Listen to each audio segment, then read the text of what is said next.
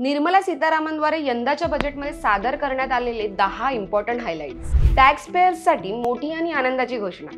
Tax स्लॅबमध्ये कोणतेही बदल केले जाणार नाहीत। स्टार्टअपसाठी कर लाभ 31 मार्च 2025 पर्यंत वाढवले जातील। पर्यटनाला चालना देण्यासाठी राज्यांना बिनव्याजी कर्ज मिळेल।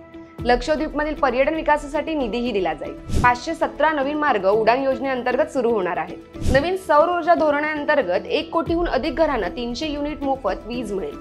महिला उद्योजकांना मुद्रा योजनेत 30 कोटी रुपयांपर्यंत लोन दिलं जाणार आहे। स्किल इंडिया मिशनने 1.4 कोटी तरुणांना नोकरीसाठी तयार करण्यासाठी ट्रेन केलं आहे। सरकारने तिहेरी तलाक बेकायदेशीर ठरवलं आहे। पंतप्रधान आवास योजनेत बजेट 2024 अंतर्गत 2 कोटी घरे बांधली जाणार आहे। सरकार वंदे भारत बोगी वाढवणार, विमानतळ दुप्पट करणार। या बजेटबद्दल इन डिटेल माहिती जाणून घ्यायची असेल तर महामनी.com ला व्हिजिट करा आणि सर्च करा बजेट 2024